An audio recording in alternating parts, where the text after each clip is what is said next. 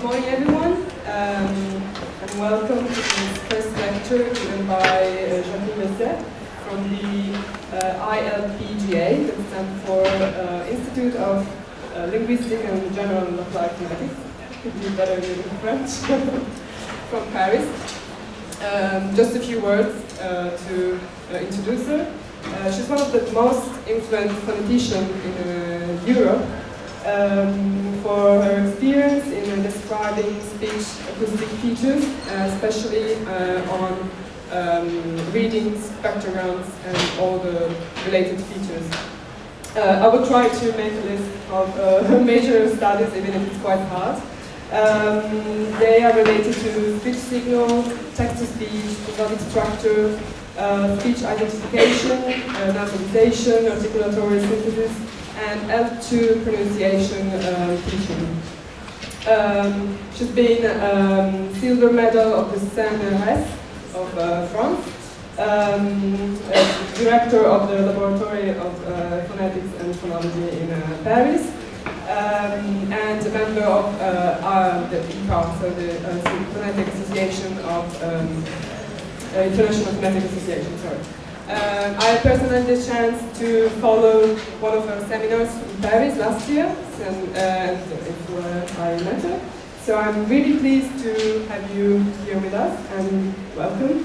Thank you. So thank you, and thank you very much to the organizer to invite me. So today I will speak on prosodic universals. And the plan is the following. I will speak about the double coding in speech. You know, when I speak here, I deliver two messages. One is equivalent to written text, and other one is prosodic parameters, giving a lot of information. I will speak about the pause, the breath group, etc. What I will speak about is there are a large number of common acoustic prosodic features among the languages. And I will give very shortly a list of them, and I will try to explain why they are common to all these languages. So the source, you know, I've worked on prosodic modeling for French and speech recognition. I have a certain knowledge accumulated over the year due to very numerous masters and theses that I directed in about 15 languages. I have done first-hand analysis of French and English, and my main source are people which are, I know, or did know, because now they're dead. Shinji Maeda for his articulatory model and his work on English intonation, Jeannette Humbert for his thesis, Ilse Leiste. French, I admire very much Di Cristo from Aix-en-Provence, that is what is written on prosody, Pierre Delattre. And what I will speak about animals a little bit here, which is for prosody, Ivan Fonach, and Gunnar Franz, John O'Hara, and Ken Stevens. The source, if you are more interested, I've written an article on the search for language-independent prosodic feature in languages. And in Fonetica, I've put the list of these features. I have worked also on the perception of these features, perception of intonation. And I've worked a paper from Latin to modern French describing the consequence of prosodic patterning on language changes. And I've worked papers on comparison between French and English, some on rhythm and some on intonation, and many, for sure, many of them on prosody. But as you know, my major, maybe,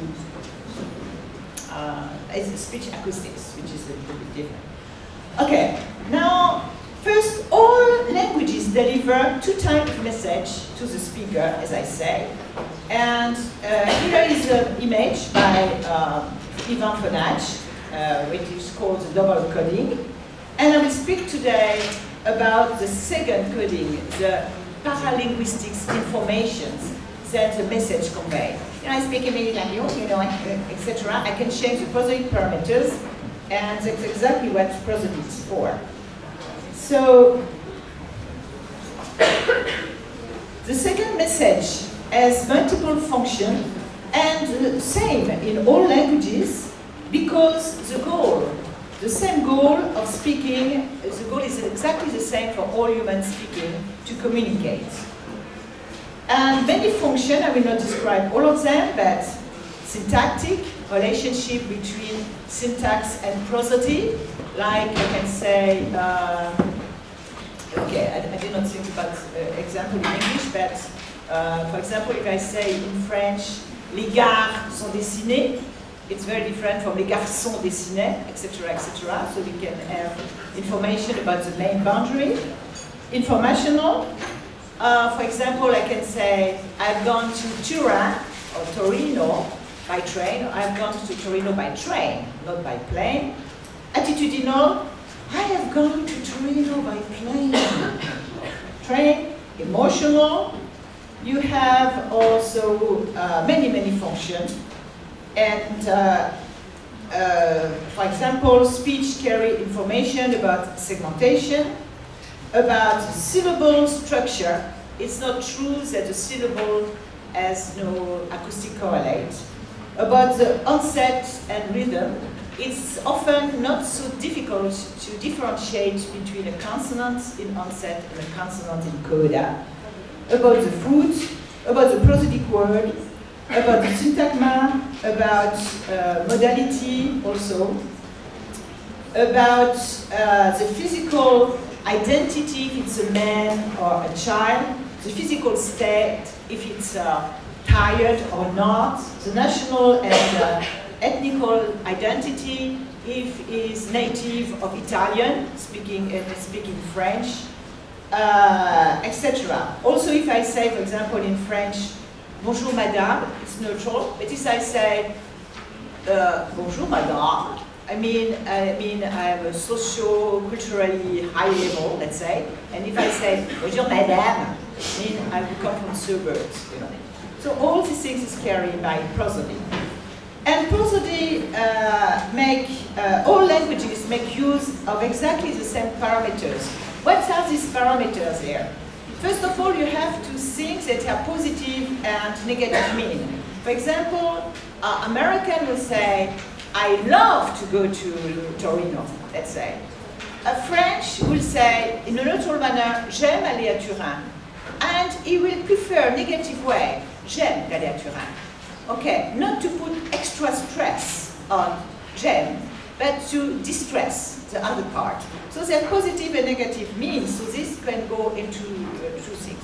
So the pauses, the F0 contour, you know, the fundamental frequencies, the melody of speech, the duration, the intensity, the timbre, vocal setting, for example, breathiness is associated in our culture with femininity, you know, etc., etc. So there is a lot of prosodic parameters, and what is interesting if you want to describe a language, it's now these days not to describe what is common, but what is different, what does not follow the universal tendency. So each language has developed its own priority in the set of universal tendency, and which make each language unique, because there's never the same combination. When I say develop its own priority, it's not exactly true. As I say in my paper, it's not the OT theory, as I will mention after. I say there's a lot of ingredients. I spoke about cooking. You know, I say it's the same cooking in all languages, but each language makes its own recipes.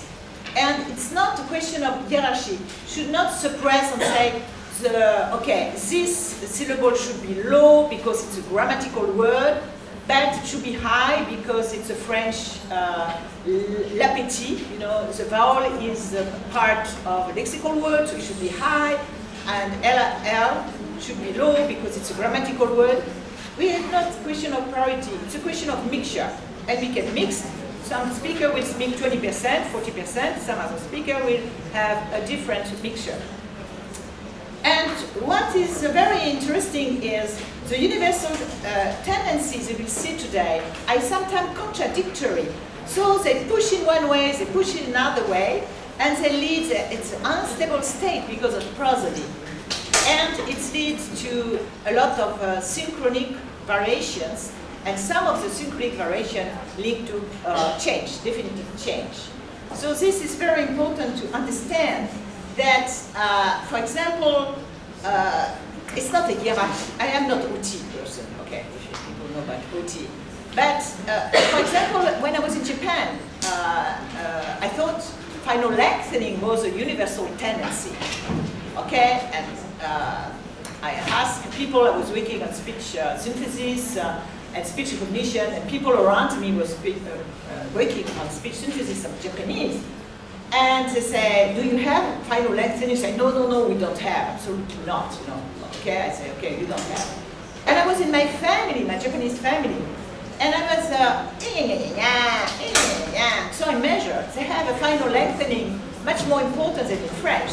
So I say, but why you have? And say, no, it's not the proper way to speak. So all this universal tendency, they are there. And they may not be phonologized in one language, but they're still there, pushing, and one day or another they will appear, either in spontaneous speech or either, and also what I have to say, it's very difficult when I read paper, for example, about languages, for example, French, you know, French is like syllabic, like Italian. Je vais à Paris, you know. But then when I read in spontaneous speech and I want to make the ratio of vowel and consonant, French people, when they are speaking spontaneously, they speak like jmle, jmle, etc. They love to have 3 consonants in a row. So then, how many jmle, je me le dis, je te dis, je le sais pas, je sais pas, you know, je sais pas represent a lot of syllables. And then when you count, you say it's a consonant and it's a vowel. So all these things are very different to grasp. And when I say, for example, French, but I will not speak so much of French, when you speak very carefully, we add mute E, a parenthesis. In avril, il ne faut pas se découvrir, in avril. And when you speak in very quickly, on the contrary, they drop a lot of mute E. You see, so the tendency can be very different depending on the style, depending on the rate of speech. So rate of speech is very important. So why? The functional mode of a given prosodic parameter display universal tendency. So why do they display? So as I say here, why is the same meaning of all these parameters? And the explanation following John O'Hara should be found outside of linguistics. You know, it's too difficult, too simple to play with linguistic rule, ordering them, and ordering them differently when the output is not correct. You have to find, if they are common to all human beings, it means that the reasons has to be found outside of linguistics. So the explanation I will give you today about this, give example about these universal tendencies are physiological and physiological, either from the production apparatus or from the perception apparatus or from physics or from psychoacoustics and cognitive associations that all humans have. So as I say, you know, OT, it was OT, kind of OT, some people say, like Nick Clement to me, oh, you know, you first, I mean, OT, I think, appeared later, but say you first put OT, but the constraint has to be outside of the linguistic fields, at least as much as I can, and not so much a hierarchy, but a particular way of combining. As I insist very much with the students, is like cooking, same ingredients, but different combination. So first we should start and not spend much time about the pose. You know the poses, why we pose. First, because we need to pose. The poses, we need to pose because every human, many animals, use breath, the expiratory phase of breathing to speak. So we consume air, and sometimes we need to take back air. So we need to pose. We need to make silence when we are speaking. And all languages, at least if you find languages which does not do it, insert their pose. They take advantage. They oblige. It's a pause between sentences. we can find it in spontaneous speech certainly without pauses, but you know, it's a normal place. And also the probability of having a pause, which sometimes linguists forgot about it, is when you speak very quickly, and when you have a long breath, you know, speaking, then you pause because you're out of breath. And that pause cannot be really controlled, cannot be, okay. So as for the other parameters and everything, we can phonologize some language. So pause has been phonologized in languages, and pause means breaking. So inside of a sentence, a short sentence like je vais être humain et je suis contente, you know, I did not take a breath, but I use a pause because people cognitively associate the notion of pause with break. So I put a pause, and I can manipulate the length of the pause to break the sentence into small parts. So then every language seems to do it here. So now go to the breath group and the control of the constituent. So what I will show to you, we are human, you know, as far as I know. So we have a lot of constraints. We have production apparatus, we can do a lot of things, but not everything. And the perception apparatus, we can perceive a lot of things, but not everything. You know, there's masking, etc. And we do our best. Our best may not be enough in some conversation, but we do our best to communicate. And what is important with the prosodic parameters is we have universal tendency, and we can control up to a certain extent some of them.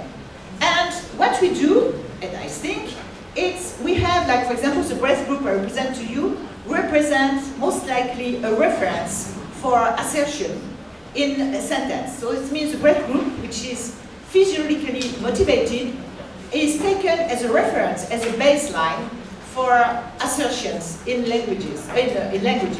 And then we will manipulate elements of the breath group to show that it's a question, to show that I doubt about what I say, to show that I'm not happy about what I say, to show that I don't believe what you say. So we can manipulate some element. Which elements we can manipulate? So first, that's a breath group. You know, that's a fundamental frequency. That's the Myers method to calculate the tendencies, the declination tendencies that we found in languages when they produce assertions, declarative sentences. Then we superimpose a lot of sentences with about the same length, and we look at. It's a visual observation, and we can find here that the fundamental frequency, the melody, tend to decrease, and that the top line here, the plateau, let's call, decrease in languages generally more rapidly than the baseline. What we can do also, if you look at many languages, is the final value. It's much more constant, much more constant than the first value, and then we can manipulate more easily the plateau, you know, the rise, than this final value, which we could interpret as a flow effect. Doesn't mean when we change resistor that the flow, that the value exactly the same, but it's a general tendency. So look at that. So this is what I call the breath group. So we start as a mid-value. Why we start at a mid-value and not at a low value, I don't understand very much. Then we have the tendency, the fundamental frequency tendency to fall. In the first, often the declination line can be separated into two parts. The first one, where we can control here the turning point, and the turning point in English, for example, I did a study in English, corresponds often to a break here. And sometimes we can represent the declination line by one slope or by two slopes, etc. But let's say it's a general tendency, and often, you know, more flow effect throughout the end. So there is a maximum value here, a maximum value here. So you see, for example, I represent here French. We will see later. This test group has been divided into 1, 2, 3, 4 in French. In English, I will say 3, but into 4 semantic for semantic unit, and we'll see later. So what we can do, you know, we cannot do many things with speech. We can go up and we can go down. When we want to go down, we have to go up before. And when we want to go up, we have to go down before. It's very important in a language to know, instead of describing that target by target and saying the target are independent, it's much better to try to understand which target is a goal and which, not target, but it's an anticipation, it's preparing. So for example, here in French, here, that's like that. People ask me why, I don't know. You know, at the end of the sentence, when you have a sentence composed of two words, the preceding word, the first word, preceding word has to be high, finished by high value, and then you decrease. For example, Jacqueline Vaissière, je vais à Turin. It's like that. And I'm not free to choose for the first word a rising or falling intonation. Never free. I have to rise. But if I want to make a difference between I have seen Rose from the balcon, j'ai seen Rose du balcon, or I have cut les roses du balcon, I can really play in a very subtle way and say j'ai vu Rose du balcon, I have seen Rose from the balcon, et I have cut les roses du balcon, j'ai coupé les roses du balcon. You see, so subtle difference here carries a major information about if I had seen someone from the balcony, excuse me, from the balcony, or if I have cut the flowers of the balcony. Okay, so it's motivated. So there's language show a natural tendency for F0 to decline. The plateau declines more rapidly than the baseline. The final value is more constant, flow effect, as I say, and the initial value, initial peak, is more flexible. Wow, flexible, I will play about it. And then also this, it's text I took, the sentence about the same length here, and you have intensity curve. So you can see there's natural tendency for F0 to decline, and natural tendency exactly for intensity also to decline. That does not mean that F0 and intensity are always related together. It means that language has opportunity to try to rise F0 and to decline intensity, or the contrary, and that will carry information. We can fight against the natural tendency. So here, so for example, the neutral breath group, as I say, can be taken in most languages as a reference for assertion, and the components are, can be controlled. And for the breath group, the control is to carry mainly, not only, but information about non-finality and focus. So for example, here are different baseline and top line, let's say, from different languages, and it's valid for French, English, Japanese, and many languages I saw, not Chinese, but you will see Chinese about the same thing. And when I see a curve like that from a sentence, I can say, well, that is a question. That is assertion. That is a question with focus on one word. That is an assertion of focus on one word. And I do as well in Japanese, for example, than in French. It does not mean, for example, for focus, you cannot describe prosody if you don't speak the language, you know. Because, for example, when you, as a linguist, when you want to describe focus, you should not look only in prosody. Because depending on the language, focus, which is a function, as for some is a morpheme, for some is inversion, like in French, I can say, je suis venu à Turin en train. C'est à Turin que je suis venu en train. You know, I can play, à Turin, je suis venu en train. You know, I can play a lot without using, let's say, prosody. And that is very important. And some people, I should not criticize, but some American people, you know, some American people from US, you know, they, for example, they answer to Mario Rossi, I'm going to tell the name, but I answer to Mario Rossi, which called me, you know, Mario Rossi, which is Italian. He said, Jacqueline, I want to tell you something. I said, yes, I met an American, you know, from a nice university, and I do not say she or her, she, her, told me that she described French prosody. Okay, she is published in French prosody, so I wanted to speak to her. They were in Greece, and he said, I tried to speak French, and the person told me, it's not necessary to know the language about for describing its prosody. Okay, another experiment, I spoke with someone very well known for French prosody, and I was very interested because it's really good work, but she doesn't know about that. You know, in French you can say mercredi. When are you coming? Mercredi. Mercredi.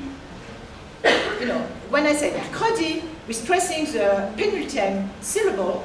That means I talked about it. Mercredi, Turin, etc. She didn't know that in French we can stress the first syllable, the last one, the penultimate, etc. We are free to do it because we don't have a lexical, we don't have a word stress. I mean, we come from Latin, la Q, but so historically, yes, we can say the French has a stress on the last syllable, but French has no stress. Just an anecdote. I was with Dennis Klatt, you don't know maybe him, but he was specialist in speech in English. It was the first one to make a synthesis of English. And I was at MIT with him, and he said, oh, Jacqueline, what's the difference between French and English? I said, it's easy. You take your program, you take off everything about the word stress, and you will speak French. He told me, where? So he took out, you know, he said, it's not possible, Jacqueline, you know, everything is around stress. I said, just take it off. Keep initial strengthening. Okay, put high and have zero, you know, more intensity on the first syllable of the word. Keep final lengthening. You have it, it's enough, you know, not more, it's okay. And then we had this English synthesizer speaking without stress, which was a little bit strange. And Ken Stevens entered the room and said, wow, now he has a French accent. I said, yes, French, it's easy, it's English minus lexical stress. So, okay. So this, for example, we can play with the final, we can suppress the final tendency, you know, subglottal pressure, stay constant. It's not fall down in some sentence, but stay mainly constant in speech. But it starts to decrease in I mean, I did not see subglottal pressure, you know, it's very, in many languages, but I see French, in Swedish, and in English. It starts to decrease. On the 2, 3 last syllable. So we can change here, suppress it, and replace it by a rise, and that means non-finality. So non-finality means question or continuation. Okay? For example, I'm not going to French, but okay, non-finality. But because in French it's easy to differentiate between non-finality and question. In some languages it's much more difficult. For example, I did something with the students here. I did publish on it, but I don't know where. Something we can do with different languages. Here it's a set of 8 languages. I say 2 plus 2 plus 2 égale 4. Oh, 2 multiplied by 2, etc. So, you know, a very simple. So this is 2 minus 2 multiplied by 2. So you have a break here, the major break here. So I did more than 8 languages. And I asked the student to do it. And you can see here, many languages here change completely. There's a very different slope in between the final 2 and the 2 before the major boundary. But then Japanese not, Chinese not, etc. So it's very, ethic don't change much. It's very easy to do. But that means when you have this in a very simple equation, that in that languages you have a strong difference between words which are in front of a major boundary and the words which are at the end of the boundary. For Chinese, as you know, it's a tone language. The Japanese is a very strict language also for word prosody. So it's easy to do. And what is very important also to know, which is not known, I mean, it was known before, but people forgot about it, is it's perceptually, for example, to hear a rise at the end of a sentence, the rise has to be very high if the preceding syllable is low, and has to be very small, like English hook, you know, the small, when the preceding syllable is falling. Okay, that is very important because sometimes you wonder when people put target, you know. The target is not to reach high and low. The target is to communicate. And what is important is, that's why I am a patternist, I'm not Tobyist, let's say. To communicate, you have equivalency, you know, equivalencies in speech, and what is important in what you deliver to the speaker. For example, non-continuity, we can suppress the baseline and stay flat, or we can even add a final. Nina Thorsen make a nice work about how Danish manipulates this. We can focus, for example, this, it's very easy, you know, it's, in Japanese it's the same thing. So when you want to focus, generally you have some movement here, you rise on the focus word, and then you let it go. And that's the first word, second word, third word. And when you want to focus on a question, you do exactly the same, but you inverse often the pattern. So manipulating, so this is example in French. This is Chinese, for example. Chinese is much more constrained for F0. You know, we have a lot of ingredients, but when language like Chinese use it for differentiating between the phonemes, they cannot use it much for other things, like showing attitude, showing other things, showing declarative, etc. They have to use particles, etc. But then still, paper in Chinese show that the tendency tend to follow the breath group, and what they can do is, for yes-no questions, they can change the register, not change the shape, but change the register. And for alternative why question, like why or which is, they can rise the first peak and increase after the declination tendency.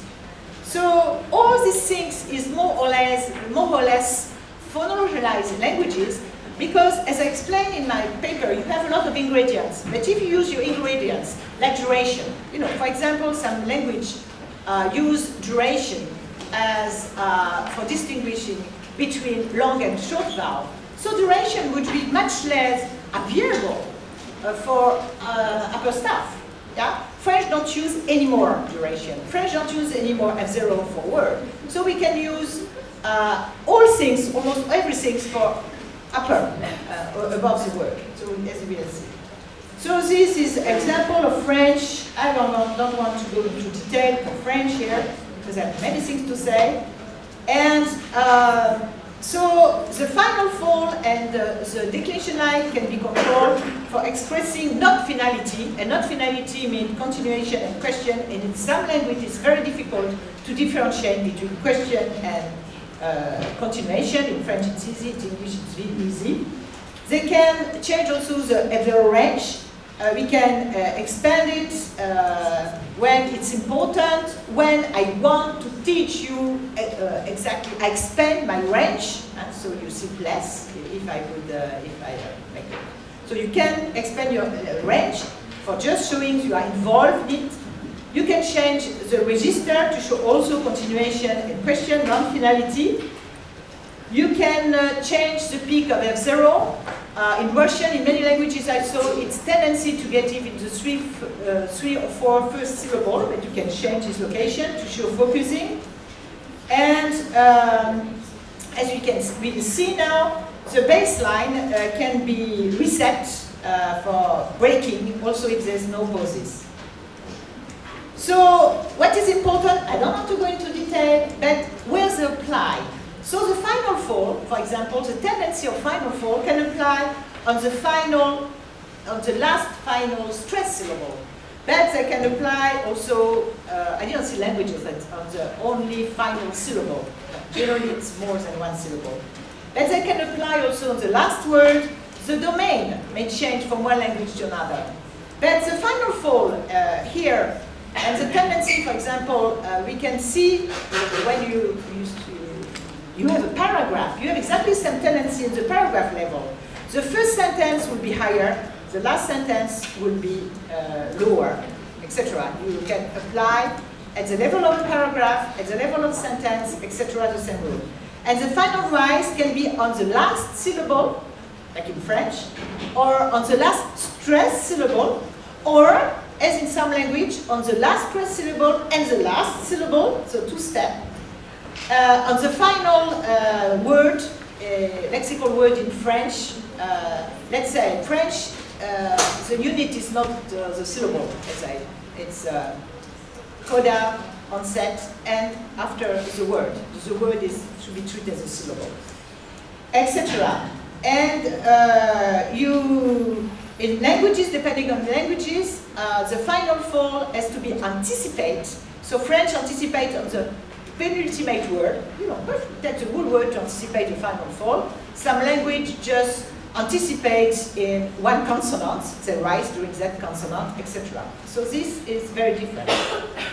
So when you look at sentence, and sometimes people told me, like, I have a visitor from Finland, they say, oh, there's no way of differentiating yes, the question and decorative. And I say, okay, that's strange, because if I listen a pair of your sentences, I can say, this is more like, etc. I hear it. So, en français, on dit pas de fumée sans feu, no smoke without fire. So I look at, and always something is higher. Either the register, either the baseline, either the last stressed syllable or the last syllable, or either also the beginning and the end value are higher, or a combination of more than one mean. So now we have seen the breadth group and how we manipulate it to show focus and modality. Now, how to segment this breadth group? So we can segment it with a pause, you know, and to show, and this is typically here what we call the Asian breadth group, you know, marked breadth group here and non-marked breadth group. And typically we put a rise at the end of the first breadth group to show that it depends, like a hook, it depends on the following. So the rise can be very large, like in French, can be very small, like in English, but it's one way of doing it. So when we use a pause, then we can mark non-finality here by using one of the mean I described before, or just putting a final rise here. So for example, that's French. Here is one complete sentence. The text is under, but I have no time to show it. This is the first sentence. This is the second sentence, which is divided into 1, 2, 3 breadth group. One is end. The two first ones are end by a large rise, which is particular to French, and the final is falling. And for example, on a depuis longtemps essayé de faire parler des machines. Ce courant a été inauguré à la fin du XVIIIe siècle par des essais de Van Kepelen et de Laboratorio. So in English, exactly the same thing. So we can put mark here, a pause here, and the pause here in the two examples I took from the literature are preceded by condition rise, let's say, and also by a resetting of the baseline. You know, when I make two-way loop, I reset the baseline, okay? And we can reset the baseline during a pause without taking breath. We can, I would say, simulate. And in Japanese, for example, we can simulate this resetting of the baseline inside without pause. And it means it's beginning of a butetsu, which is equivalent to syntagma. So we have this normal tendency, and we can simulate them to give exactly the same meaning. So this is one sentence. Here is the first, and to increase the impression of break, we can do many things. We can make the pause longer. We can make the resetting higher. We can make the low value here lower. We can make the, I'd say, final rise bigger. And to increase also the independency, we can rise this peak here and to make it as high as the peak of the first part, meaning it's about equal. Or we can make it higher. So it means here is this really very large break. So language play on all these things. What I can say also is that in French, at the end of a sentence, we have an extra law. In English, they don't have extra law, and in French, this cannot be French, you know. This will never find inside of a sentence a value which is lower than the last value. This is typical of English, not French. And then, okay, so this is for breaking. And now, what to do to segment without using pauses. So as I say, the breath group, if you have time, you know, it's a lot of syllables, you can rise up and down. And the language say, okay, what you will choose? Some language say, wow, I love the high value. Some language say, like Danish, no, me, I love the low value. Some language French, oh, I will love the rise. You know, I would love to rise, and to fall at the very end. English say, oh no, me, I make a different choice. I love the fall, you know, by default. If I am going to Boston tomorrow, I can, if I speak without assembling the word, I will give all word a very falling, you know, high, low, a very falling. So every language do its own choice. And Japanese say, me, what I like. Oh, I don't like anymore. I don't like to rise and to fall. What I like is, I will have low, low, high, low, low. I will go between the plateau and the baseline and avoid this rising and the falling. So, as the last show, you see languages here that show in English. In one sentence, so you have falling intonation here on the stressed syllable, and the difference between, for example, the first word and the last word is not very convincing. You know, they're all falling. There is a small hook that's I'd say condition rise. As I told you, it's very effective. Why is it effective? If you remember, because it's falling before. Okay, it's falling, so it's very effective. Okay, let's look at other sentence. So it's Spanish. Well, Spanish is like French. Strong. I will show the sentence is not finished. So I will rise on my word and make a big difference between the last word really falling, and so that when you fall you have to rise before. You know, it's just one pattern. And when you want to rise, you have to stay to below before. Stupid what I say, but it's very important. And French is rise and fall, etc. So it was the first one. For example, this in French. So as I say, this if I love, so I love to rise. So this would be, for example, one word. And what is very important in all languages, and we never know how the speaker will speak when you give him sentence to read. I can tell you, Turin est vraiment une jolie ville, without breaking the breath group. Turin est vraiment une jolie ville, and another time, depending on the weather, depending on the time of the day, I'd say Turin est vraiment une jolie ville. So the speaker is free, as the Hessians say, to break into, or to, not to break. So very important, because some people speak quickly, like me. I hope I don't speak too quickly, but in French I speak very quickly. Some people speak very quickly, but I try to be clear, and I can really put division into many words in a short time. But some people, when you ask them to speak quickly, they put a single breath group. So sometimes it's very important. You think I take the same person, the same dialect, the same etc., etc., the same speed, etc. But the speaker may change his mind and divide or not. So this here. So as I said before, there's a Japanese choice. So Japanese is not a stressed syllable and a marked syllable. And when there's a marked syllable, the following syllable has to be low. And so when you hear Japanese, it's very monotonic to my ear, at least not the upset, etc. exactly as in French, but it's a low, low, low, high, high, low, low, low, high, high. When you hear French, it's more like rising. And this is very nice because this natural tendency is shown in the babbling of babies. You know, French babies more like na na na. That was published many articles. You know, and English people more like. And French use babies a lot of final lengthening etc. So very early, and you know, babies, newborns, as soon as they are 2 days old, know how to differentiate between the native language and other language.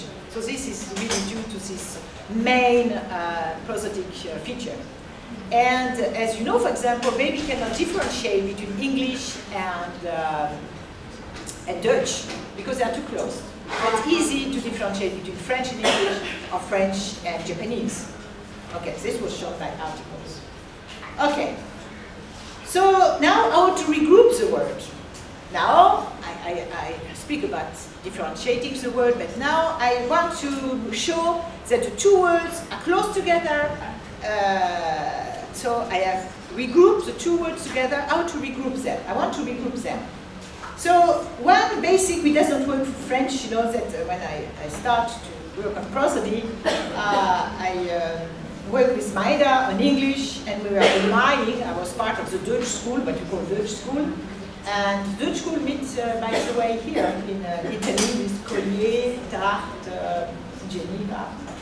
And they asked me, Jacqueline, how is the hat pattern in French? It is not always for French, but you work for English, Japanese, etc. So what is the hat pattern here? You can see when I want to regroup these two words, this is separation.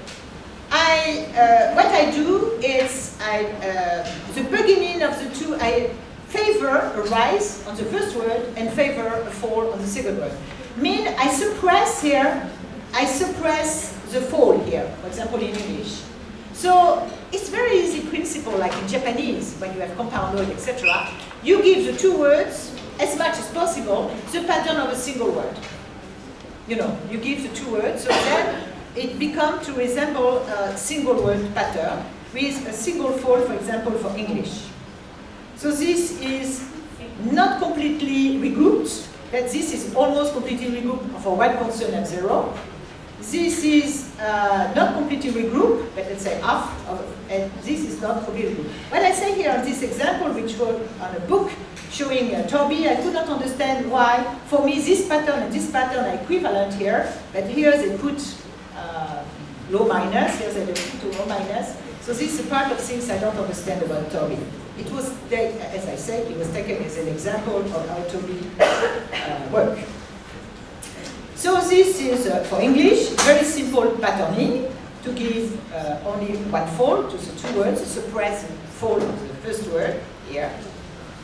And in French is a little bit different, but it's just not the hat pattern.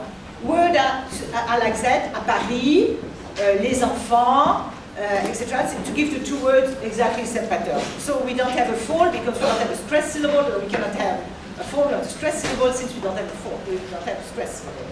So I have a paper on that comparison between French and English here. Now, important is the link between production and perception. We are human, okay? We have production apparatus which are able to do many things, and we have perception apparatus which are not able to do anything. Perception apparatus work well by comparison. If I give, for example, I would say a tone at 100 Hertz and a tone at 120 Hertz together in a small window, that it's easy to say they're not the same. One is higher than the following one. But if you hear a tone at 100 Hertz and 600 milliseconds later a tone at 120 Hertz, the two tones are not in the same memory, and then you are not able to tell the second tone is higher than the first tone. Another constraint also is telephone numbers. If telephone numbers, if I give one, is that give you 7 words to remember, then it's possible for you. It's easier if you do prosody on it. If you say 4913966, that was my number in America, you give them a prosodic word, you give them the shape of prosodic, it's much easier.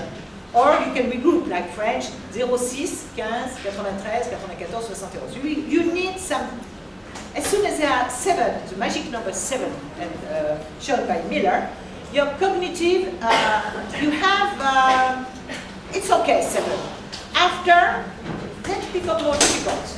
So this put a lot of constraints on the prosodic parameters, and I didn't know at that time the magic number 7 when I start to make synthesis on prosody in the year, long time ago, 70 at IBM.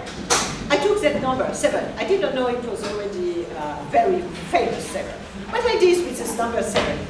I say, okay, I do this French stuff, comme la Confédération Générale du Travail, you know, this kind of law, and then a single, let's say, sense group with this shape here.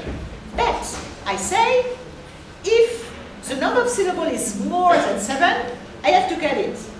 So, I mean, if I say le roi de Belgique, one pattern is enough. But if I say l'ambassadeur des États-Unis, 9, I cut it. I will say l'ambassadeur des États-Unis, I will cut it in 2. So, to cut in French, not like in English, and it's very particular in French, we have a lot of function words, and the function words are associated with value low. So it's easy, we put, and then we are free, as I say, people surprised, but we are free to say les ambassadeurs, rising, des États-Unis, or les ambassadeurs des États-Unis, we are free to have falling intonation. What is very important is to have this grammatical word low. And I did some perceptual experiments, to see here, the perceptual experiment, and I changed the prosody of the first word, rising, level, falling intonation. People were not so much aware of it. But then when I changed the height of the function word, this small function word, they say, ah no, that's not correct. Yes, it's too high. So I was very surprised that this little function word that nobody was speaking about, the lab never spoke about, was so important on a perceptual point of view. So I said, very surprised. I changed, for example, la Confédération Générale, I changed the mid-vowel by 30 Hz. People don't hear words. They say, that was masking. At the time I didn't know, but it was masking. But then, when you have a rise, people, at least French people, and when the rise was on the top line, they are very sensitive. They say, this is more rising. And a few hertz. So, the perception here, you hear, is full of masking, you know. So you have, you are very sensitive to the extreme value on the baseline. You are very sensitive if the value go back to the baseline. It's really a reference line, and believe in it. Or if you're on a plateau, you are very sensitive what is on the plateau. And you are very sensitive on what is going on the top of the plateau. And there's a big link on production and perception. I will give you 4 examples, but I have about 10 of them. And first, what is important, and you have a summary in my HDR, Habilitation d'Ingénierie de Recherche. The perception of zero intensity are related. So if you have 2 tones, which are exactly the same F0 but change in intensity, you say, no, the second tone is higher. Higher, mean F0 is higher. Because you confuse in your head intensity and F0. I will explain why you confuse. So, why you confuse is because cognitively you associate both F0 and intensity. It doesn't mean that languages, I don't have time to show, but Fonetica show it that you can, as I said, have a rising intensity, a falling F0, and vice versa to show some attitude, etc. But you have seen in a breath group, F0 tend to decline and intensity tend to decline. So in your head you say F0 decline, intensity decline. Okay? So first things, and second, if I do like that, if I increase subglottal pressure, if you take Pratt, for example, a very nice extraordinary tools for looking at speech very quickly, then you can see that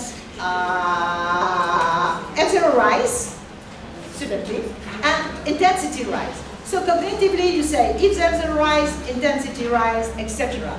So it's very difficult to have a perception of both separately.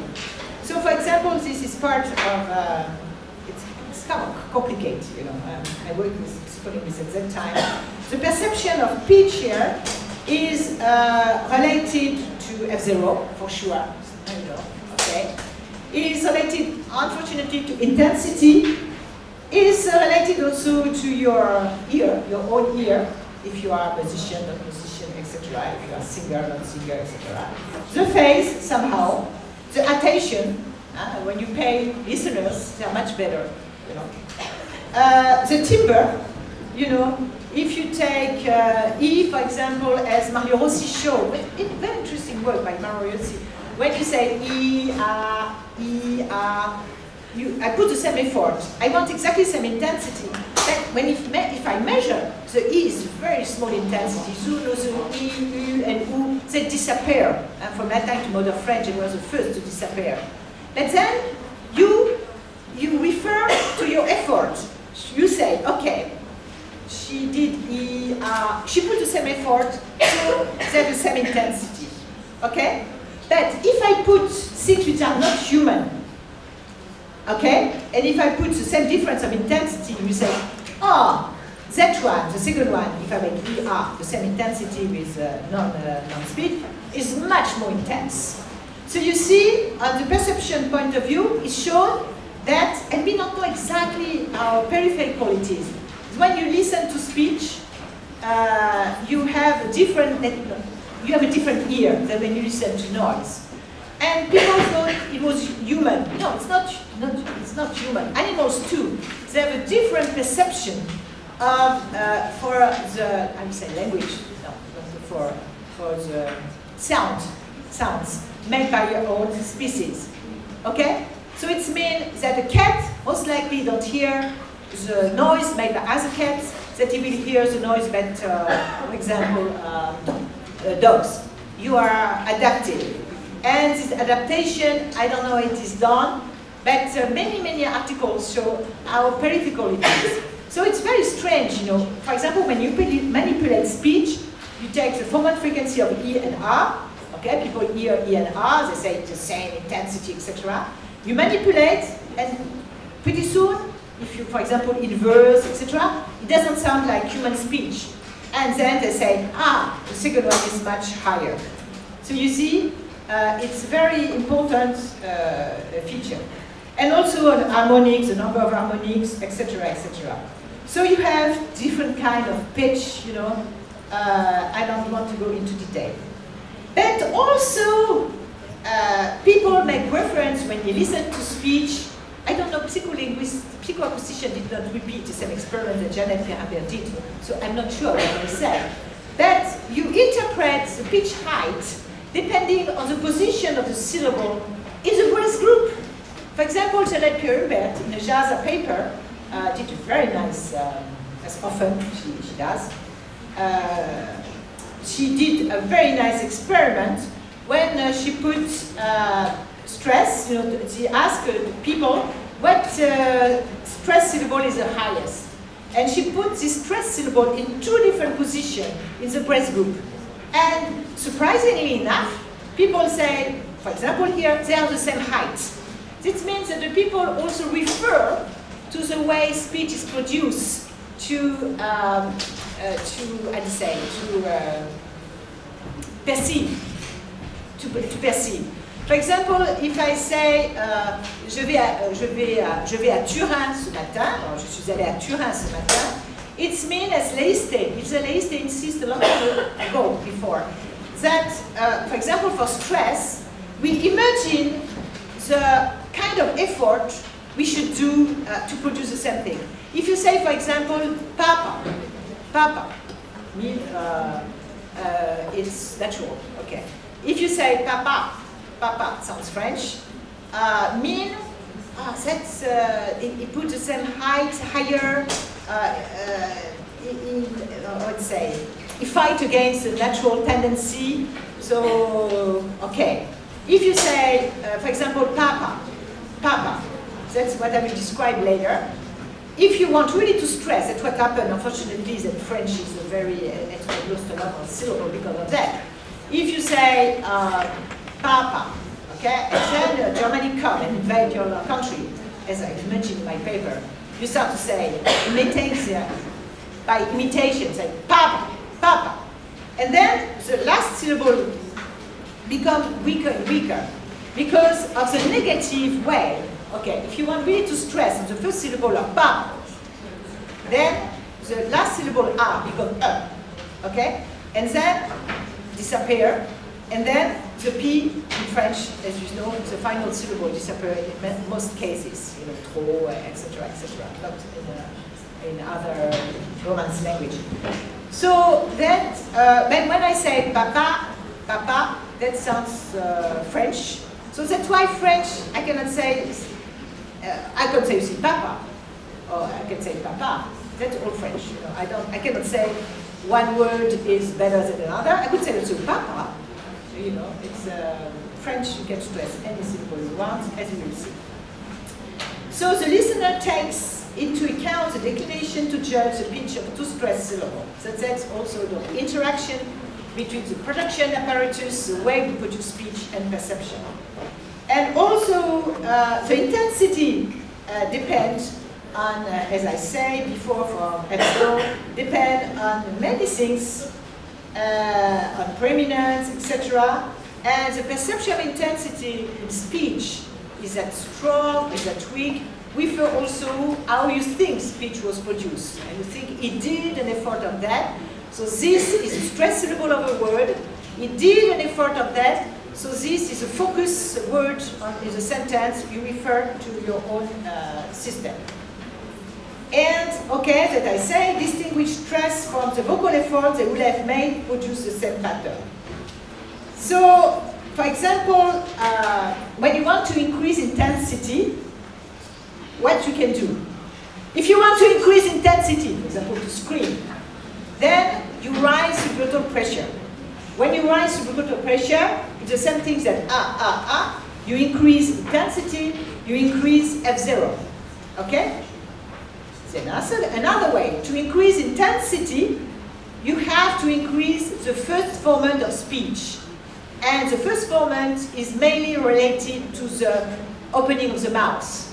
For example, if I say, ah, oh, like, oh, ah, okay, and just to make that increase first formant.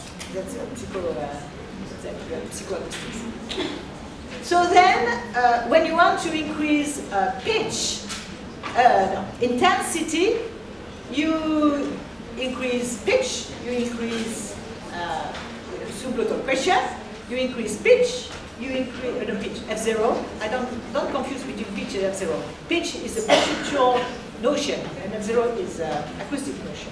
So you increase F0, you increase intensity, and you try to increase F1. So when you want to increase F1 in prosody, you know, to stress, for example, a syllable, it's okay for ah. You know, you say papa, or you say papa, you know, it's okay. Ah is happy, because its main feature is to have a high F1, so it's very happy. E is very different. E, you know, to be a beautiful E, in languages, you have to have a low F1. So what to do? So people have shown that in American English, for example, people, when they stress their stress syllable in a word, they open more their mouth. So they say, for the stress syllable. So he will feel not that comfortable in stress position, because he said, I am E, I am extreme vowel, I want to have F1 low, but prosody say, you have to be a little bit more intense. You know, you have to be more intense, you're not intense enough, so I will open it. So you can read to diphthongation, or for example, French they will say oui, or wish, but it's much more effective to say ouais. You know, French say ouais, just because it's increased F1, etc. So it's a motivation to say ouais in French is just physiological and psychoacoustical. Okay, so you can see here the link, and if you open as was shown in English, in American English, it's not because they want to open their mouth in cadence, let's say, but just to increase F1. Okay? Maida say another thing. She said we open our mouth also in stress syllable, because when the mouth is more open, it's easier for the tongue to be more precise in articulation. Okay? So this is also important. So the perception of duration is also very complex. I will speak a little bit more about duration and final lengthening in a few times. The perception of duration is very important because, okay, when you hear to me, when you hear to any languages, your cognitive capability are concentrated on the last syllables. Let's say three last syllables. That's probably why I carry on the three last syllables of in languages like dirt, etc. And we are very sensitive to the last one. But if I ask you, if I say the l'Institut de Technologie du Massachusetts is, and give a pair, is two more longer, in that case, it's impossible. So we have perception of duration. It's very strange, you know. For example, in French, people say syllable time, and it's okay. I agree with everyone. People tell me stress time, I also agree with everyone because it's syllable time and stress time.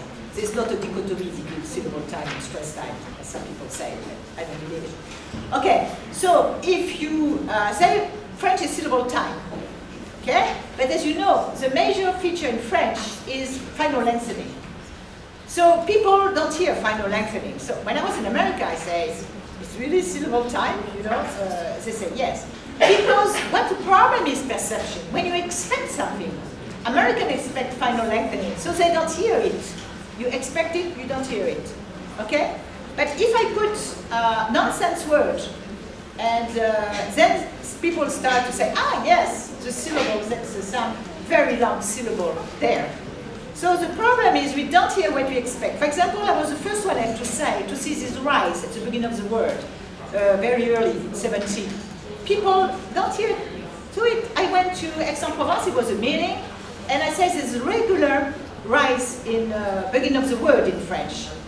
And people say, no, it's emphasis, etc. No, it was there, but nobody hear it. They expect it, they don't hear it. So, but with the instrument, we can hear it, and we can also see it. So here, it's a very difficult, because what we expect, you don't hear. Okay? And unexpected, what we don't expect, we hear. So what is more personal here, the archetypal word pattern.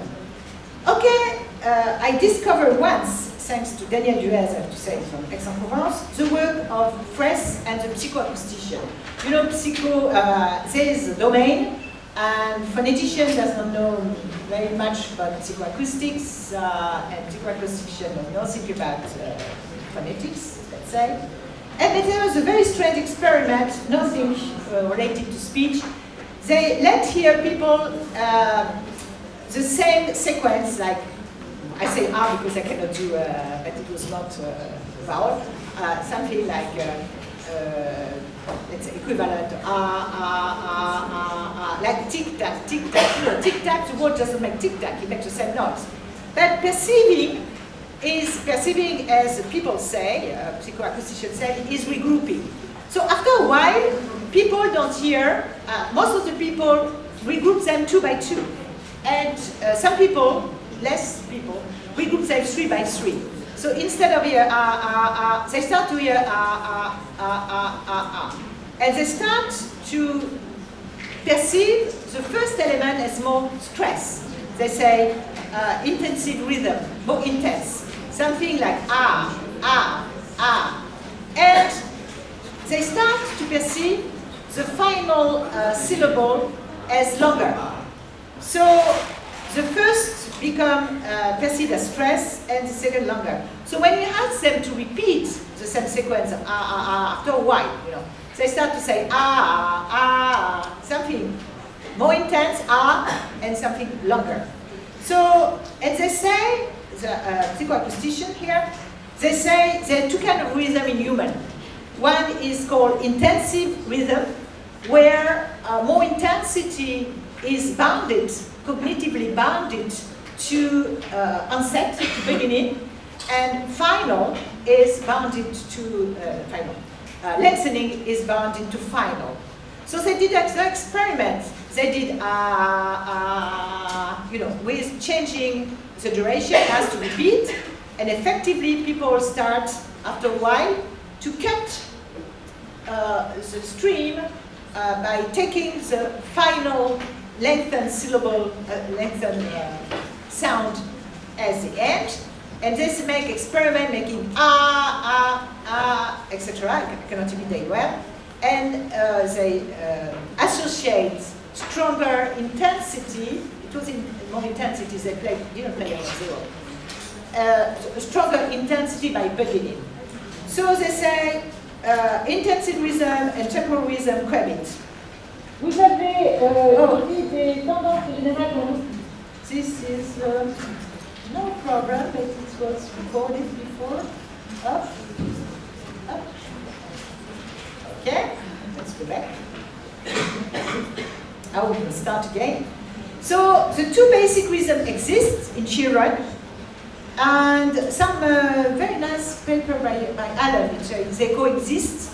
And what you say, I'm not sure, that the final lengthening rhythm, that the temporal rhythm is dominant in babies, etc. And then in French it stays forever. But in English it was disrupted by intensive rhythm. So what I did from this psychoacoustic, I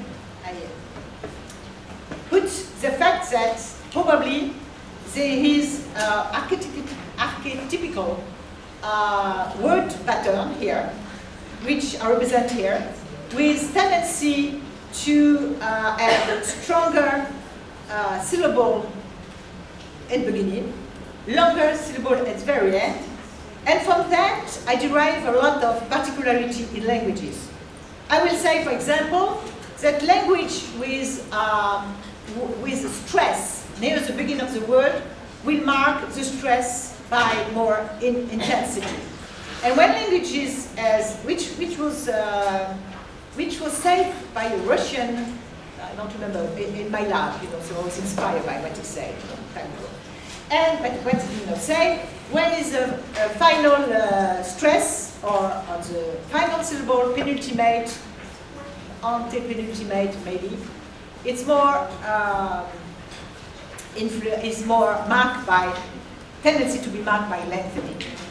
What is different from other approach, that people say either, they say the stress is quantitative, the stress is qualitative, the stress is intensive, etc. I would say, I don't think so. I say, for example, in Latin, I don't remember how to say Latin. The stress was, when it was late in the word, it was bounded to legs. But when the stress was before, it was more probably bounded to intensity. The two coexist, you know. And probably when you have long word with final syllable short, the 3 was short, people say put the stress, etc. I think it was not exactly the same kind of stress. It's the same function, you know, to put mark. So me, I put a lot of things. So, for example, English and German, the Germanic language, not the Romance languages, favor the first type of intensive rhythm, and French the last time. But what I say in all my articles, there's one not one prosody, and I remember Albert de Christo was very shocked because I wrote a paper. I say the prosodies of French. I say yes, we have 2 of them. Listen to me. When we say tales, you know, il y avait une fois dans une grande forêt une reine très belle et très méchante. That's rhythm, temporal rhythm. Now I speak like an announcer. La Confédération Générale du Travail a organisé des manifestations importantes et le conflit s'aggrave de jour en jour. That is more like intensive rhythm. And intensive rhythm is I mark the beginning of the word.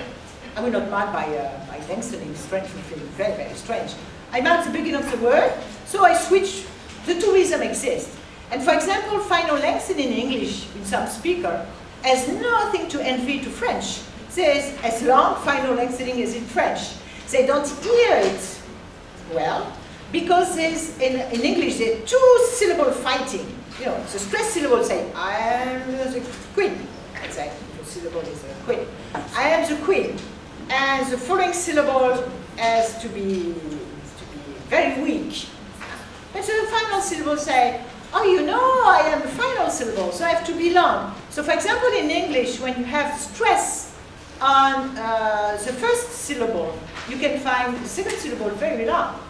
And when you have the stress on the second syllable, you can find the first syllable as intense as the first syllable, because the first syllable, okay, I'm not stressed, but I am in the word beginning. And you know, word beginning is a strong position in many languages. So I'm intense. And the consonant before saying me too, you know, I will be aspirated, etc., because me too, I am intense. So you cannot say the stress is marked by this or marked by that. I don't know how they do, but in many articles they do like that, but I don't do it. You have to say, when it's on the first syllable, it will be marked by that, and often not by lengthening, because the final syllable is lengthened, because it's a final lengthening. And so we'll be back and say, I am intense, oh, I will be even more intense. Okay? So you can do, because intensity, it's in a good position in the beginning. It's easy to increase intensity. But then in a final syllable, you can increase intensity. You do. But it's not sure that you will be as intense or more intense as the first one. So I think this archetypal pattern play a big role. So then here, I say, for example, French is sensitive to length, etc. But when we want to do focusing, that we don't do like English, you know. When you focus in English, we will say, I'm going to Boston. You know, you cannot say I'm going to Boston. Okay, you have to stress, to put more stress on the stress, basically stress syllable. In French, nothing like that. You can say, je vais à Boston demain, or je vais à Boston demain. C'est inimaginable. I stress, focus is, because I want more intensity. I want more intensity, so I have to rise subglottal pressure. How to rise subglottal pressure? I have to close.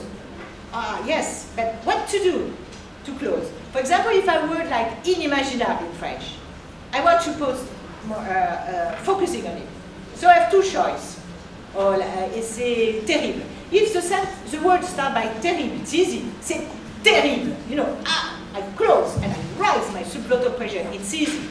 Et si c'est, par exemple, insupportable, either have the choice. When the word starts by a vowel is not very easy to increase subglottal pressure. So I will put a glottal stop. C'est insupportable. Cet enfant est insupportable. Ou I will say cet enfant est insupportable. And rise my subglottal pressure during the S. So that's why in French, when you have focusing, you want strong focusing, you have the choice. If the word starts by a consonant, you increase that consonant. You increase the closing of that consonant. But if it starts by a vowel, you have the choice between waiting for the first consonant or putting a glottal stop. Exactly the same thing, the same function. And has to be described in the same way, somehow, saying it's equivalent. And explain why. And what I say here, French as probably Italian too. French, the syllable in French, and probably in other languages, is not a unit of prosody. Why? Because in French, if I say, elle est sympa celle-là, elle est sympa celle-là, that means she's not sympathetic, okay? So in French, you can stress either the onset, consonantique, or you can stress the rhyme.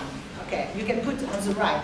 And the syllable has to be decomposed into at least 2 parts or 3 parts. The coda also in French.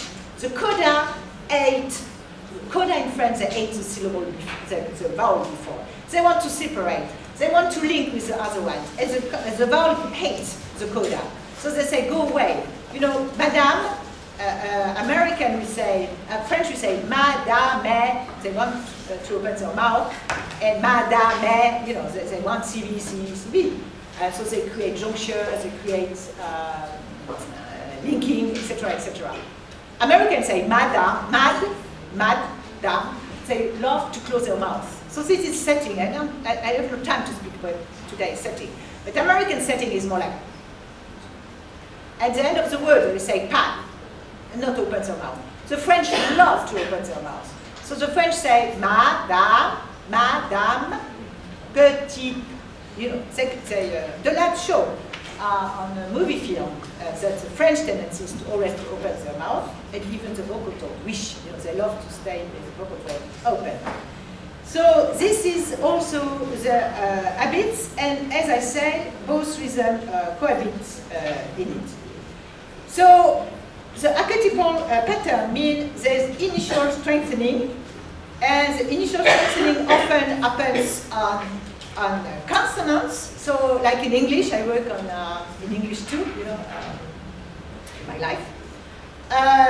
So the same tendency happens in French and English, which are languages are not exactly the same. And at the beginning, and Straka before, and Marguerite Duras before show it. There's initial strengthenings, and the people in literature, a long time before, working on change, speak about strong syllable, strong position, etc. It's nothing new. But now we can see what is going on.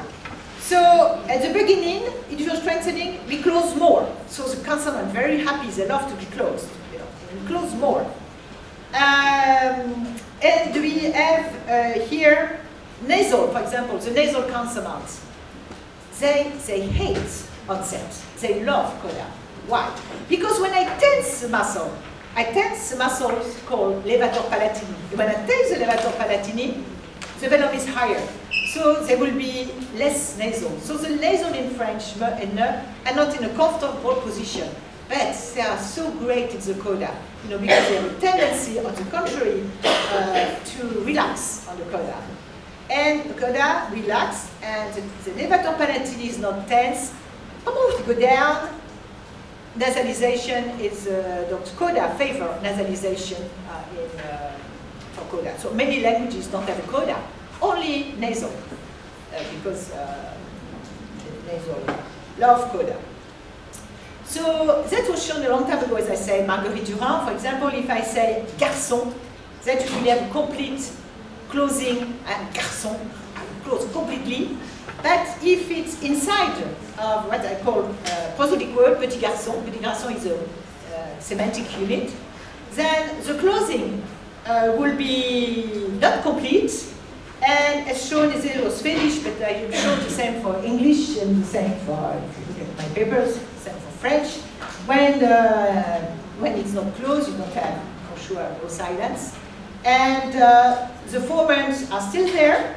They show it's a velar here, with a pinch here, and then they can completely also disappear. As you know, or may not know, you know, Italian was much better than French for that, but French gets rid of almost of all intervocalic consonants like vita, become vida, and become v, rota, become ru. You know, we get rid of all these intervocalic consonants because of these things. And that is very important when you read spectrogram, something I will show that afternoon. It's very important to know where the consonant is. You cannot say in a very vague way, okay, the stop consonant is a silence, for example. I will show a lot of stop consonant which doesn't have a silence. We hear them, they are stop, and they don't have a silence because of their position. Prosodic position is the most important things of the world. They are the chief, no, the orchestra chief, that's the chief orchestra. The orchestra chief. You know. They say you anticipate. You are stressed, you know, you are American English, so it's okay. You can invade everything, you can distress the following vowel. You are Spanish, you cannot destroy the vowel around. You are French, so you have to treat the vowel, never diphthongize the vowel. That's not, I don't know, say beautiful, some people say it's not beautiful, diphthongize. So we get rid of all diphthongs in French, all, etc. All with triphthongs, we get rid of them and we get all. So to get this kind of monophthongization, no diphthongization, you said you have to prepare. So French will say si and su. We prepare the vowel. We respect very much the vowel. We prepare. And if you don't prepare them, then you will have diphthongization. You cannot. You have to change the configuration of the contract. So in English they will say su. They don't prepare as well as French, the following vowel. So then they delay the movement of rounding, and then they lower the distribution. Anyway, there is no monophthongs in English, even E is often diphthongized. They love to have movement in their. So what about duration here? This is duration in French. So we have final lengthening, as I say. We have shortening of the lexical word. They can be lengthened in some position. I don't go. We have lengthening of the first consonant of the word. Okay, so this gives syllables which are somehow long, but it's mainly due to the consonant. We have lengthening at the end of the word, and we have lengthening, longer lengthening. We love it, you know, at the end of the breath group. And if you want to speak French, as I say to the student, you can really increase final lengthening. It doesn't bother us, you know, as you can really increase it. It sounds French, okay? You can exaggerate, yeah, and that give you a French, okay? And only when the stress group is final here, we lengthen less than pre-boundary lengthening here when the syllable is followed by a non-final pause, okay? So it's not true to say the stress, yes, I heard from phonologists, yes, I was very surprised. You know, first when I spoke with people, I was trained more like engineer, so I found it trouble to understand what they say, you know. For example, I met someone, I was at MIT, I was doing speech synthesis, I know about a little bit about French prosody, and he said, you know, the word, the most stressed word in French is the last word. I didn't know that, you know, because when I was working on speech recognition, I have a lot of trouble with the last word. People I mean, they eat the last syllable of the word. They say, I am in Paris. I am in Paris. Je vais, and then they say, the last syllable of the sentence, phonologist, you know, at MIT, is the most stressed. So I did not understand exactly what they say, you know, but that's the way you find it still in the literature. So you have to be very careful about what is written in literature and what can be seen on spectrogram. So here, to go, I will speak now about another aspect about the frequency code, which go in the same line than the breath group, and sometimes I don't know if pitch is higher because of breath group, or if the meaning of a higher pitch is due to the frequency code of to the breath group. I don't know, but both equivalent. So this we go to another level, and which gives a link between animals and human. Okay, so this is outside of linguistics. Now, first I should remember you that the longer cavity is, the lower is resonance. If you're a man, if you have a vocal tract about 18 centimeters, the average resonance that you will create are much lower than the resonance that a child or a newborn will create. So the shorter the cavity, the higher the pitch. Okay, so children has high resonance. I did not say about pitch. The higher the resonance. So the children has very high resonances. Okay, and the longer the vocal folds, and the more dense the tissue fiber. We should not speak too much about the mass. The mass is not the exact term. Okay, the lower the F0. So you have two laws of physics that say the longer the cavity, okay, the longer the cavity, the lower the resonance.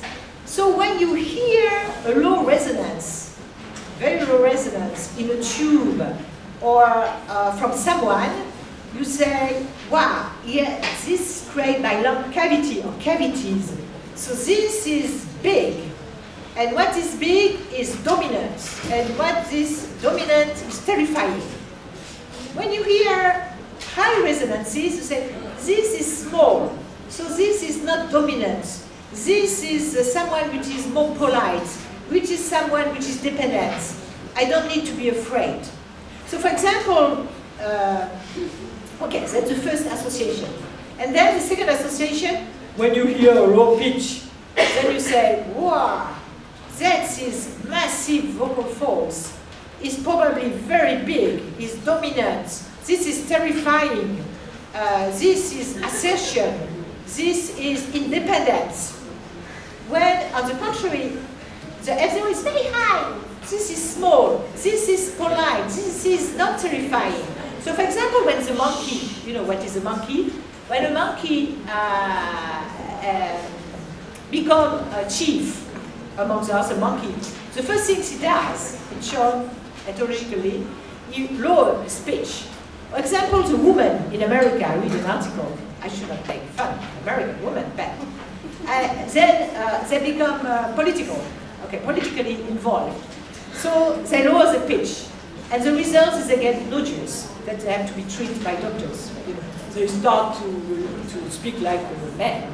So they have kind of a professional nodules for American women wanting to speak like men. So, for example, everybody on the world, I don't know when I say everybody on the world, but I would like to have counter-example. When the father gets and sees his first child, that we say, you know, he will raise his pitch, not to make the child afraid. Because the child loves high pitch. He prefers the pitch that was shown in the first day of his life, you know. He prefers high pitch, he prefers children's pitch to female pitch. And he prefers female pitch to male pitch. And he prefers, above all, what? The pitch of his mother. He prefers his mother. So he prefers mother, child, female, and man. So that's really shown. For example, also here, as I show,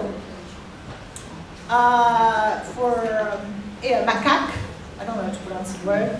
Macaques, they calculate here some very interesting feature work on that. They calculate the fundamental frequency of macaque, you know, and they show that they speak differently. For example, when they want to seduce another macaque, you know, the female speaks with a high pitch. And that was shown also by Nick Campbell. He did it on Japanese women. Sorry for the similarities, but. And when they speak to men, you know, they raise their pitch, it's culturally high pitch, you know, and they raise pitch. After 2 or 3 years of marriage, the pitch gets lower, not very. But they raise their pitch, and in many cultures, you know, female raise their pitch not to get seduced, but to seduce someone. And when the macaques speak to young children, raise their pitch, they speak to their, I'd say kids, I don't know if it's kids or macaque, but 6 or 7 years old, lower pitch, and adapt the pitch, the average pitch level, to whom when speaking. And again, the pitch is correlated. Also, you know, puberty. Some people explain puberty like that. You know, why men, the larynx go down and the vocal tract get longer. So people think the larynx go down. People like that. I cite John O'Hara, which cite Morton, which cite other people. When, before, now nobody are afraid of men's voice in our culture. But before, long time ago, when man was in the age of reproducing himself, you know, he wanted to show his enemies that he was big enough, strong enough, dangerous enough to not to be attacked, you know, to defend his family. So what happens is, we think it's because of that. So the rise go down, so the vocal tract get longer. So the vocal tract get longer, so the resonances get lower. And the vocal folds get fatter, more massive, and his pitch also get down. So all these two information, lower resonances and lower pitch, mean I'm strong now enough to defend my family. So we think it's that. And you know, I don't know the word in English. In French, you say serre, le serre, la biche, le serre. To seduce the male, to seduce la biche, I don't know the name. Okay. Then he puts his larynx in his stomach. Deer. Okay, deer. he put his larynx in his stomach, you know, to make his famous voice to seduce females. And so his voice became very low, and his voice and his vocal tract, resonance tract, become very long, and you get very deep noise, which are supposed to seduce the female deers. I don't know the names. So, you know, I describe a lot of particularity of languages, common languages, but then when you go into one language, a variety of language, and want to make comparison between them, that is kind of tricky. First, I mentioned it depends on how the speaker you take is speaking. You know, as I say for the press group, you can speak in one way, or you can divide it. And in French, more than in English, the prosody is linked to the semantic contents, pragmatic contents, because we are free of the word spread. So we have many levels. For example, if I say nobody will understand, but no matter, ton ton ton ton ton ton ton, this means something. Your uncle shave your uncle. Ton ton ton ton ton ton ton ton. Your uncle called ton, etc. etc. Si. French will understand. People will say, okay. So we have. It means if si saws, six saws, etc. So we have a lot of things like that, and we play on it. You know, les gars sont dessinés, les garçons dessinaient. Il est assis sans son maître. Okay, we play on that. So it means prosody is very distinctive, but not at the word level, as say sense group level. Very distinctive. We have a lot of words like that, which is we cannot find equivalents in many, not so many in other languages. So languages are very complex, and difference between dialects are complex. Because, for example, when you are French living in America, I listen to them, I say they're speaking very well French, some were really very curious about me and say, we are French. After 10 years of living in America, they develop a type of accent, you know, and I compliment them on their French, and some really get mad and say, we are French. Okay. So, for example, I'll just say one word about French. So we have 6 types of syllable in French. So we are far away of Tommy here. So we have the word final syllable here, which is, I'd say, etymologically stressed syllable, become from Latin. It's a penultimate syllable. We lose the final syllable. We lose only the vowel R become mute I, bona become bon, you know. But tempus become ton. You know, it's a very strange thing that we have a lot of monosyllabic words, which is a really pity and problem for speech cognition. Saint means a lot of things, you know, Saint Chat, 5 cats, Saint Jean, I don't know how to say Saint Jean, Saint is safe, il est saint, il saint, la ceinture, you know, many things. So, because, okay, the first syllable in French, the last syllable in French is not phonetically stressed, it's not distinctive anymore, because the position is not distinctive, so I consider French as I said before, it's English minus stressed syllable. It's used more and more like for demarcation, for left boundary, so it's more like syntactic. So me, when I do prosodic structure in my courses, I don't do one prosodic structure, I do 2 prosodic structure. And French, it's easy, kind of easy, it's more transparent than other language, because the final syllable is more bounded to syntax, and the first syllable is more bounded to pragmatics. Okay? So it's easy to separate this in one language. So word initial syllable, they are more pragmatic, they are more, they show the right boundary, and the penultimate show more attitudes, many attitudes. I have some data, maybe I will show that afternoon, like dubbed, etc., are more anchored, like in a Toby way, anchored on the 4 last syllable. If I say, listen to me, for example, dubbed, à Turin, Romano, il est venu. It's always the same pattern. The final is penultimate. It's a lot of nice work done at Grenoble, at site this afternoon. So it's an anchor point for the expression of attitude, and also many regional accents. Il est venu à Paris, etc. So many regional accents are maybe put on this penultimate syllable. So it's kind of nice. We have an all syllable syntactic, penultimate syllable attitude, regional accent, first syllable like pragmatics. And I have to separate also, as I say, onset and rhyme. So the first syllable, the first consonant in a word also is a special statue, is an anchor point for focusing. And the functional also is a very strong statue in French, probably in other language too, but at least in French, because they mark the law. We go back on the baseline, which is very important, demarcate. And the other syllable are transitional, but in French, no problem. You can say, so morpheme, still the morpheme decomposition in French plays a role. So we can say in French, international, so international becomes one word, or we can say international, and we can still have some morpheme.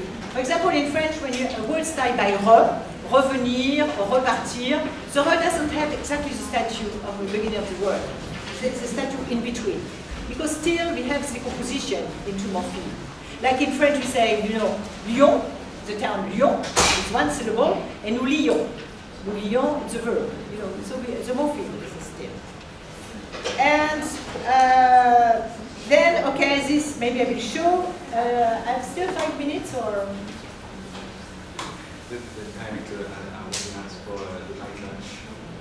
Okay, so then I go here and fin.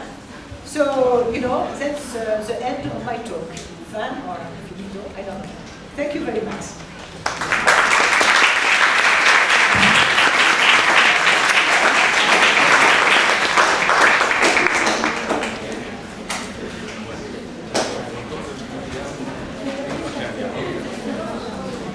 So I don't know exactly, I calculate, you told me 1.5, so I calculate 1.5.